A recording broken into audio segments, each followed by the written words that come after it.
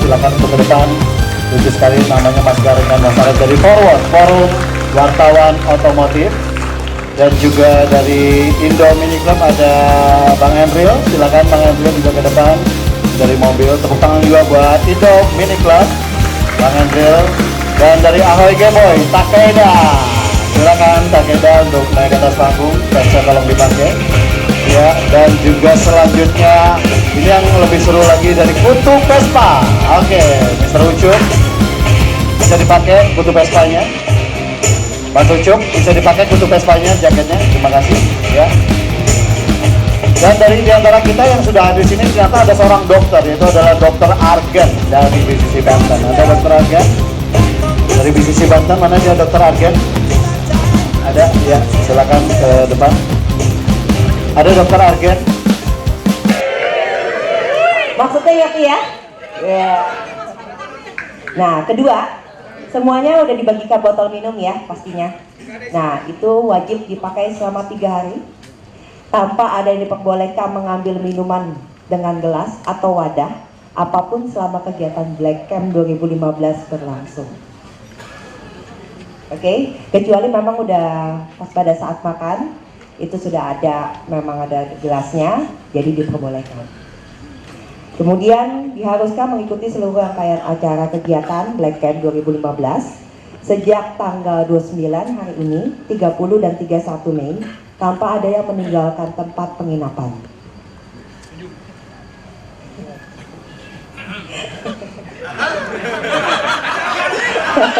Mohon untuk menjaga semua barang yang dibawa masing-masing oleh peserta.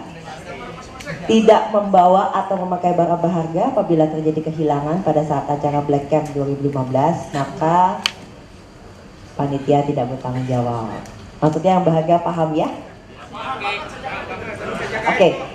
Sekian pembacaan tata tertib SOP Black Camp 2015. Terima kasih.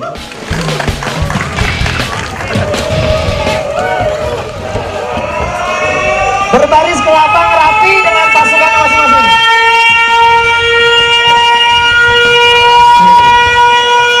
Siaga 1, alarm. Tangan kanan di atas semua. Bilang hai. Hello. Black Camp.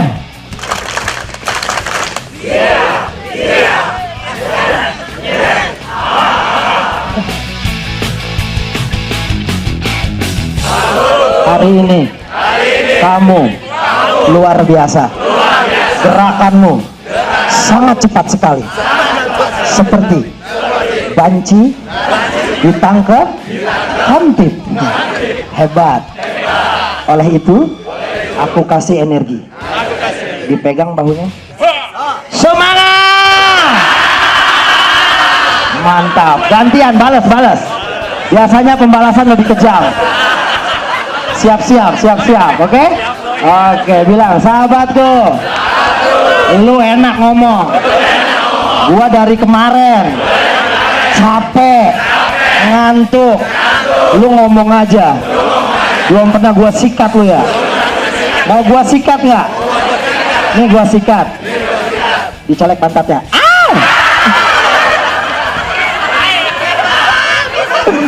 Oke.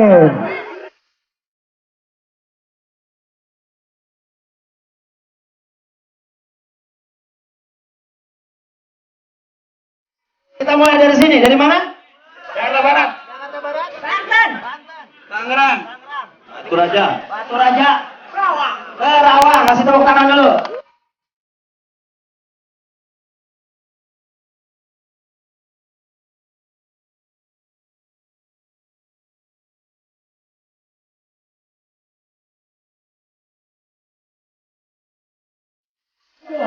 Nah, yang dipijitin dulu.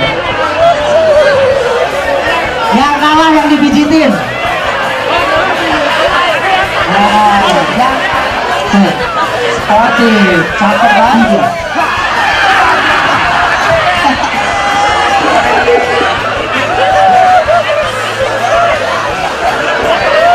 Aduh, bilang makasih bro. Pijitan lo enak banget. Cakep. Oke, masih ada 2.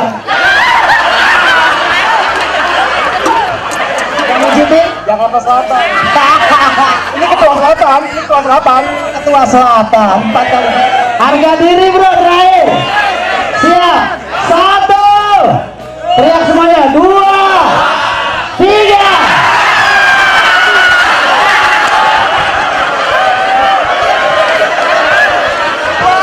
Akhirnya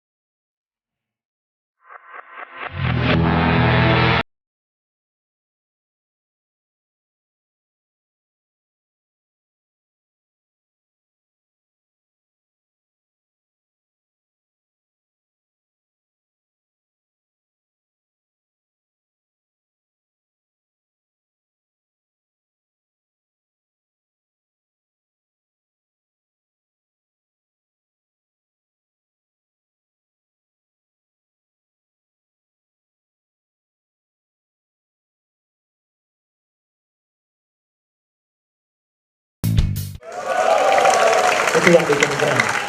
Makanya yel-yelnya sekarang kita keluarin semuanya bareng-bareng termasuk gua. Black Game! Yeah! Yeah! Mantap. Tos buat kita kiri kanan bilang Anda hebat, Anda luar biasa sama teman sebelahnya. Yang sudah siap mengikuti sesi berikutnya angkat tangan. Bilang saya siap. Saya siap. Cakep Bang Jody.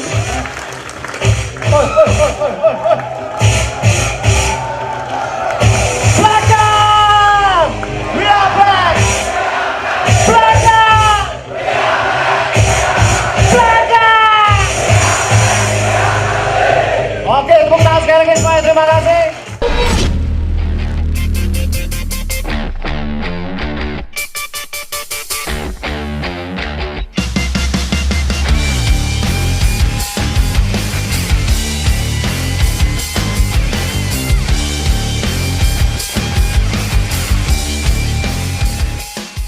Ngobrol-ngobrol soal klub, ngobrol-ngobrol soal komunitas, mau mobil, mau motor dan sebagainya, otomatis akan ada yang namanya macam-macam, complicated dan sebagainya. Gue juga di Ahoy G-Boy, kita ada klub juga, kita juga ada seseruan juga, dan usia kita juga belum lama.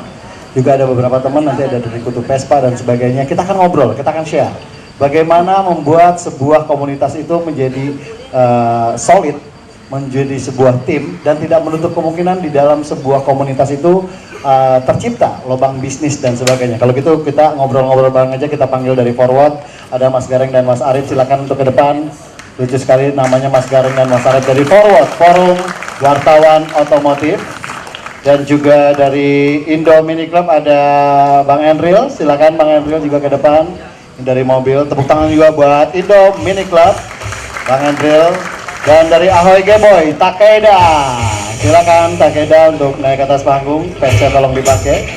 Ya, dan juga selanjutnya ini yang lebih seru lagi dari Kutu Vespa. Oke, Mr. Ucup bisa dipakai Kutu Vespanya. Mas Ucup bisa dipakai Kutu Vespanya, jaketnya. Terima kasih. Ya. Dan dari diantara kita yang sudah hadir di sini ternyata ada seorang dokter, yaitu adalah Dokter Argen dari BCC Banten. Ada Dokter Argen dari BCC Banten, mana dia Dokter Argen? Ada, ya, silakan ke depan. Ada Dokter Argen. Waris. Oh ya, oke, dokter. Tepuk tangan dulu dong, tepuk tangan, gak usah tegang, santai aja, kita ngobrol, relax aja. Ini kita hanya berbagi pengalaman bagaimana menjadi tim yang lebih aduhai dan menjadi panutan. Karena Black Camp itu tujuannya seperti nanti juga kalian akan berikrar bahwa kalian adalah menjadi satu frontliner atau menjadi ujung tombak dari sebuah produk dan dari sebuah tim yang sudah disolidkan untuk menjadi yang terdepan untuk kalian bisa menikmati berbagai macam fasilitas yang akan diberikan. Yang jelas ini semua tercipta karena kepedulian dari sebuah brand yang sangat luar biasa. Sekali lagi tepuk tangan buat Jarum Black, tepuk tangan buat Jarum Black, luar biasa. Saya langsung saja kepada, sebelum ke dokter, saya mau ke klub dulu dah. Saya mau ke klub mobil dulu, boleh kan nih Bang Enril? Bang Enril bisa pegang mic-nya Bang? Oke. Bang Enril, kalau boleh tahu Mini Club ini, kalau kita ada Mini Cooper yang ada yang tua dan juga ada yang baru kalau nggak salah ya, gitu ya Mini Cooper. Oke, bisa ceritain sedikit klubnya berdiri kapan? Kalau Indo Mini Club sendiri sih berdirinya itu 20 Enggak, ini kurang keras. Ya, oke. 29 Februari 2012. Ya, Jadi kan itu ulang tahunnya agak-agak aneh kan. iya. Jadi kira-kira sekarang umurnya masih seperempat lah. Masih berempat ya. Tapi secara untuk kegiatannya sendiri bagaimana? Ya tiap bulan sih kita kayak ngadain touring-touring gitu, walaupun kadang-kadang cuma deket ya. Ya. Mungkin cuma keliling-keliling di tol dalam kota aja, cuma ya aktif gitu. Oke, lu bisa ceritain nggak Ahoy Gebo itu gimana ceritanya? Ya, Ahoy sendiri juga belum lama, umurnya baru setahunan lebih. Cuma memang sebenarnya gue nggak pantas ngomong ini di sini karena PM gue ini. Harusnya dia yang ngomong ini. Kita MC di sini. Ya, cuma memang kita sering banget ngadain acara supaya kita makin tambah solid, dan kebetulan kemarin kita juga baru nambah 12 orang jenderal. Jadi di Ahoy Gebo itu ada 12 founder, 10 presiden, dan 2 perdana menteri, salah satunya Bang Jody, satu lagi Bang Edwin. Terus kemarin kita baru nambahin 12 orang lagi, dan kebetulan memang di Ahoy sendiri kita terdiri dari beragam pekerjaan ya Bang Jody. Ya, oke. Kutu Vespa. Wah, namanya lucu banget ya, Kutu Vespa. Memang Vespa ada kutunya. Yang gua tahu Vespa bangsatnya banyak. Oke, tepuk tangan dulu dong buat Kutu Vespa. Ya, oke. Ucup, dia juga sebenarnya seorang forward juga, tapi kebetulan dia aktif juga di klub motor yang baru tumbuh sama seperti Ahoy mungkin nasibnya, tapi tiba-tiba langsung grow up. Ya, kayak gimana Kutu Vespa? Kutu Vespa tuh berawal sebenarnya dari kejenuhan kemacetan Jakarta awalnya. Kutu itu ada kepanjangannya ketika usia tak jadi urusan.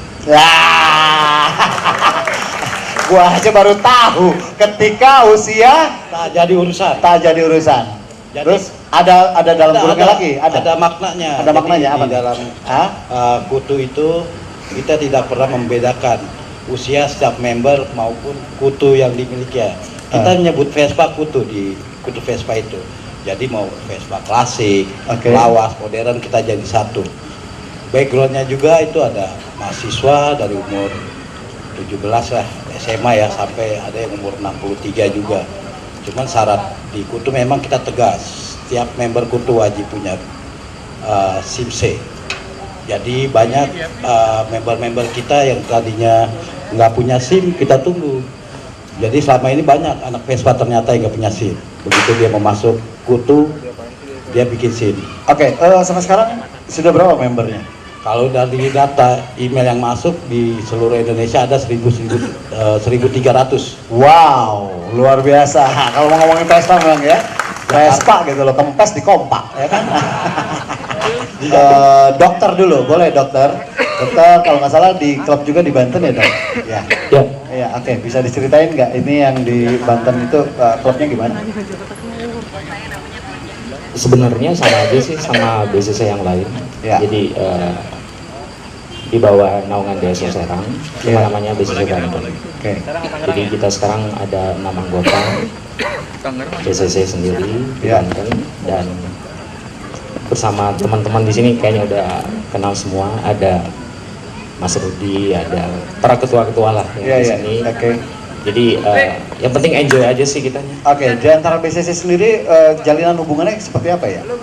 Kita terjalin dalam satu Kopdargap Oke. BCC CRSO Jakarta. Sudah Kopdargap keempat, dan ini mungkin next Kopdargap yang kelima. Oke. Oke. Tadi kita ngobrol-ngobrol, gue mau riding nih, ada undangan riding. Oh ya, di mana?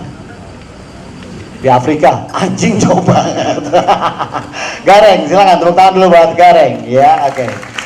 Mas Gareng sendiri kalau melihat dari tema kita di sini ya, sudah ada teman-teman segala macam masalah kesolidan, itu sebenarnya fondasinya apa sih supaya kita tidak terjadi saling gesekan dan sebagainya? Oke, mungkin sebelumnya saya ingin memperkenalkan diri dulu kali ya. Ya. Karena kalau tak kenal maka tak sayang. Oh, mencekam. Nama saya Wisnu Guntoro Adi. Cuman kalau di populer di teman-teman baik motor, mobil maupun industri, kalangan pemerintahan memanggil saya dengan sebutan Gareng. Jadi nama itu sudah melekat di diri saya hampir lebih dari 25 tahun terakhir. Saya mengawali diri sebagai jurnalis otomotif, khusus bidang otomotif itu sejak tahun 98. Sebelumnya saya hanya menulis berita macam-macam. Basisnya bukan dari sekolah teknis, tapi saya justru hanya sarjana ekonomi. Beberapa media sudah saya tangani. Saya sempat di majalah franchise tertua di dunia, Autocar Indonesia.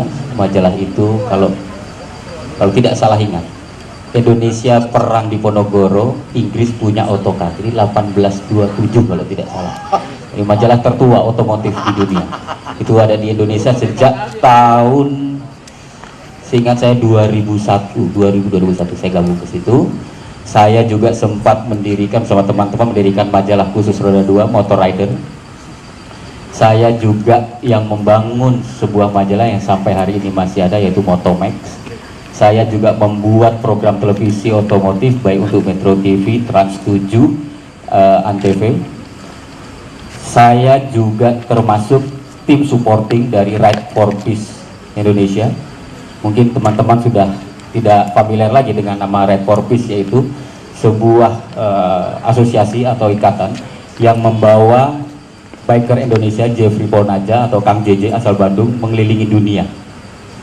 Saat ini Kang JJ sudah berada di Australia. Kita doakan agar Agustus nanti bisa tiba di Indonesia, dan ketika dia tiba di Indonesia maka dia akan menjadi manusia penjelajah dunia paling jauh nomor 2 setelah Simon Scott dari Argentina.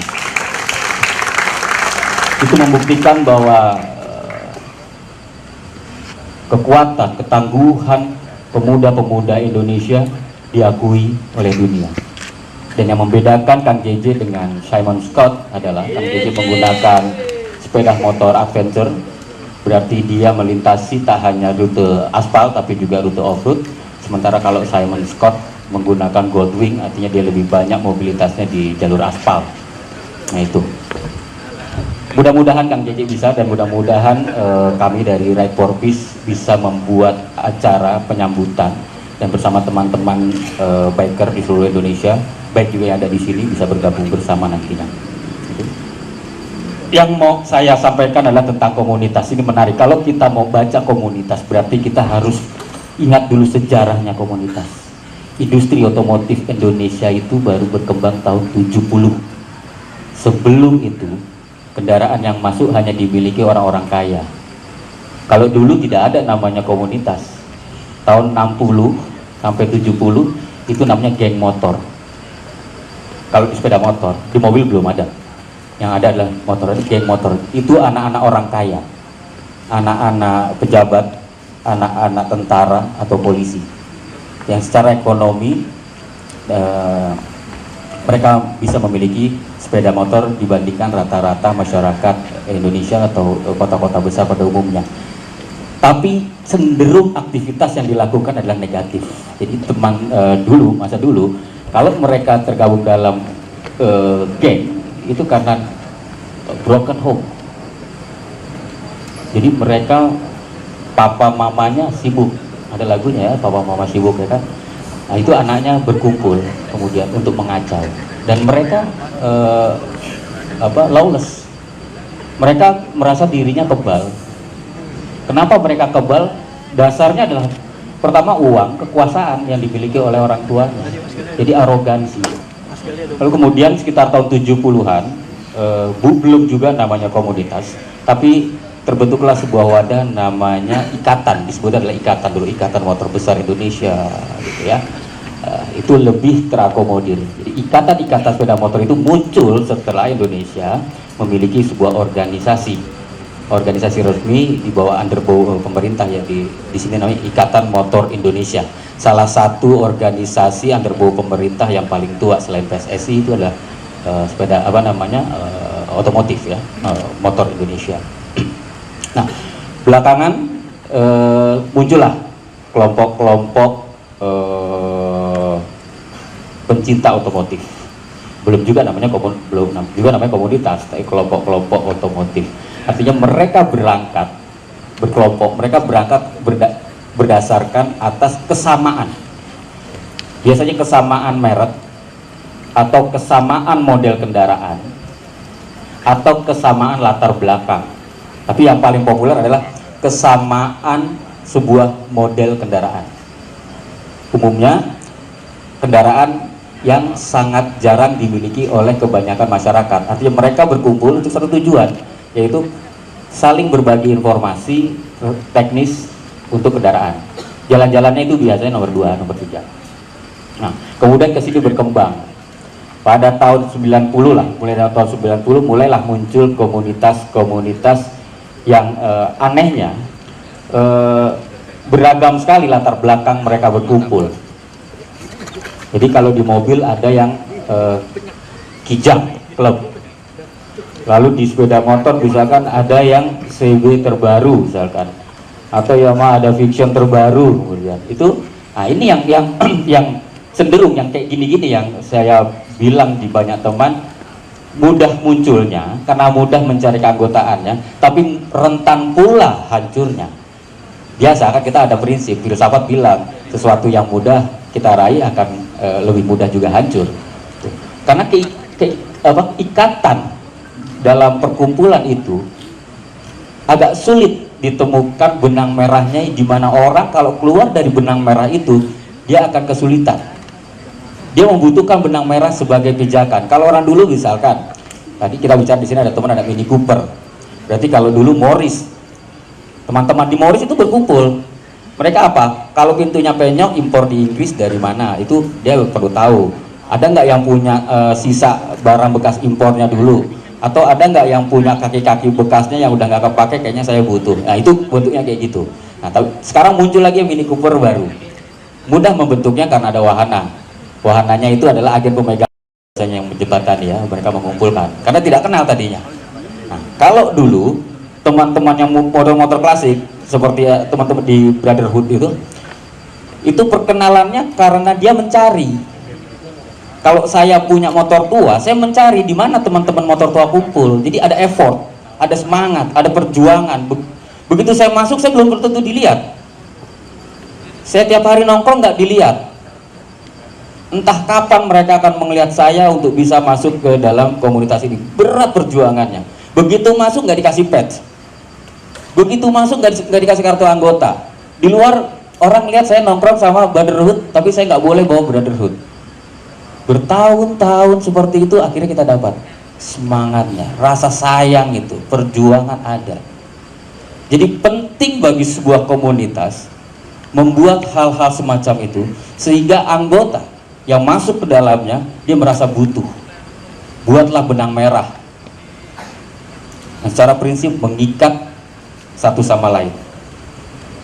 Tidak ada yang arogan, tidak ada yang merasa lebih senior, tidak ada yang merasa lebih paham, dan yang terpenting tidak ada yang merasa bahwa sayalah yang membentuk komunitas ini, lu bukan.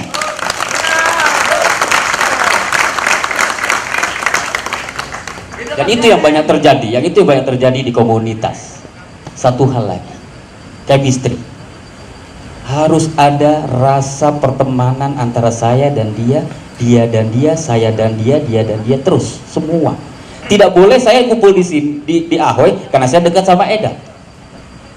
Kalau Eda nggak datang, gua nggak datang. Nggak boleh. Keluar aja mendingan. Karena ketika ada sikap seperti itu, maka bersiaplah ada persekutuan di dalam komunitas kalian. Sumber perpecahan. Oke. Di dalam sebuah komunitas, penting bagi kalian adalah mengusir sekecil apapun pemikiran komersil. duit. Oke. Di dalam sebuah komunitas, kalau kalian ingin tetap berada di komunitas dan komunitas itu akan solid sepanjang masa, adalah rendahkan hati kalian. Tidak boleh ada yang pernah bilang gue bekerja lebih lama dari lu, terus lu mau ngatur gue. Nggak boleh.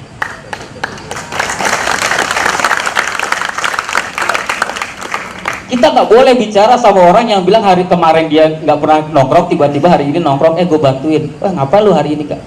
Nggak boleh bicara kayak gitu. Mungkin dia baru dapat hidayah, baru dapat manfaat kemarin, baru bangun tidur, wah gue udah meninggalkan klub gue hanya memanfaatkan klub gue untuk keuntungan gue mau balik, gue mau berbagi buat klub gue, sekarang waktunya ngomong. Begitu dia ngomong, lu usir. Yang salah siapa? Yang bijaksana siapa? Nggak boleh ada kayak gitu. Bisa seperti itu kalau kita semua punya hati yang rendah, membuka diri. Oke. Apakah komunitas kemudian bisa ribut karena uang? Tidak, kalau saya bilang. Sumber dana yang masuk komunitas tidak perlu membuat komunitas itu pecah. Kalau ada yang kaya dari salah satu anggota karena komunitasnya hidup, tidak boleh ada satu orang pun yang sirik, yang menghujat bahwa lu ambil keuntungan dari komunitas. Tidak. Kenapa dia lebih kaya? Karena dia bekerja untuk komunitas. Kemudian orang di luar percaya, lalu memberikan sumbangan untuk menggerakkan organisasi, untuk menggerakkan komunitas kalian. Orang yang bicara bahwa lu perkaya diri dari komunitas, lu bekerja, lu mencari tempat kreatif di komunitas ini, lu kucurkan keringat lu berikan sumbangsi lu, maka lu juga akan kaya. Kalau semua berpikir seperti itu, maka jadilah klub Anda besar. Karena semua orang punya motivasi untuk membangun komunitasnya, untuk menghasilkan sesuatu, memupuk kas perbendaraan di komunitas. Saya bilang sama teman-teman di AWGW masih muda, tapi bukan berarti konflik tidak ada. Konflik ada. Orangnya tua-tua lagi, jabatannya tinggi-tinggi lagi, polisi. Udah punya uang semua lagi. Bukan berarti komunitas AWG tidak bisa pecah karena uang. Ketika kalian aktif di masyarakat, ketika banyak pihak melihat ada opportunity yang bisa kita gunakan dari komunitas kalian, disitulah biasanya sumber pemasukan akan datang, dan disitulah biasanya benih-benih api akan muncul, benih-benih api yang akan memecah, benih-benih api yang akan menyisakan kecemburuan, benih-benih api yang siap mengadu domba kalian di dalam internal. Jangan sampai terjadi. Hari ini ada 1000 komunitas di Indonesia lebih, mungkin dalam satu malam bisa aja tidak 10. Kalau semuanya punya pemikiran materialistis, kalau semuanya merasa lebih senior, komunitas itu tidak ada yang lebih senior. Harusnya senior itu nunduk. Tapi juga yang muda, jangan pernah melupakan bahwa dialah pendiri, bahwa orang itulah pendirinya. Hormati dia, berikan ruang buat dia, berikan panggung sewaktu-waktu untuk senior. Saya punya teman pendiri HOK. Oke. Beberapa tahun lalu kalau ada HOK jalan, dia selalu perintahkan buat teman-teman seniornya, jangan ada yang ikut kegiatan itu. Tidak ikut. Artinya muda-muda saja. Akhirnya, menurut saya, ada satu budaya yang dibangun HOK yang putus. Dulu kalau tidak salah dengar dari teman saya, dari Milo Vega ya, Milo Vega pernah bercerita ke saya, HOK itu tidak punya misi komersil, tapi kemudian HOK dibawa masuk ke dalam misi komersil, bergabung bersama Mabua, Soul Distribution untuk Harley Davidson. Di situ banyak memunculkan pertentangan, tapi HOK masih ada hingga saat ini karena HOK memiliki benang merah. Benang merah di mana kalau pemilik Harley bergabung sama HOK, saya akan punya kepentingan seumur-umur saya punya motor Harley. Keuntungannya apa? Legalitas. Ketika seperti yang terjadi beberapa minggu lalu, ketika salah satu anggota HOK mendapat bencana, menabrak pengguna jalan lain hingga mengakibatkan kematian, Organisasi itu membantu dalam hal hukum, dalam hal bantuan kepada korban semuanya. Itu butuh. Jadi ada yang dibutuhkan. Menurut saya segitu dulu, Pak Dodi. Iya. Nanti kalau ada pertanyaan Iya. dari teman-teman Iya. tambahan bisa disampaikan. Oke, tepuk tangan dulu, semangat. Banyak ya masukannya, gue juga baru tahu ya, ternyata memang sebuah untuk menciptakan sebuah kesulitan dari sebuah klub itu cukup kadang-kadang naik darah, kadang-kadang turun, jadi harus memang lebih, ini banyak banget gue masukan dari Mas Gareng terutama, luar biasa sekali ya, tepuk tangan, kita dapat pembelajaran malam ini, luar biasa, tepuk tangan.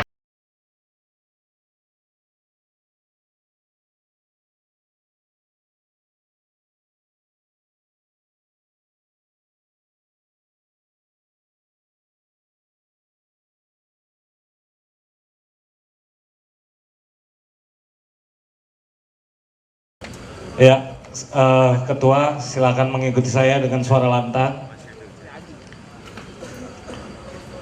Pengukuhan Ketua BCC dan BMC periode 2015.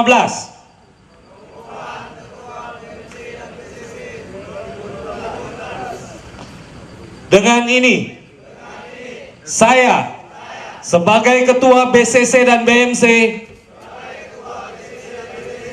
dengan sesungguhnya akan menjalankan kewajiban kami,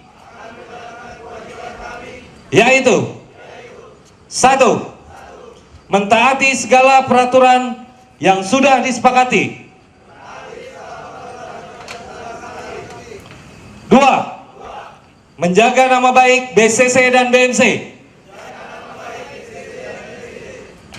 3. Menjadi panutan yang baik bagi para anggota BCC dan BMC.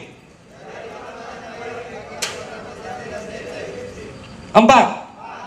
Membuat BCC dan BMC semakin solid. 5. Aktif dalam setiap kegiatan BCC dan BMC.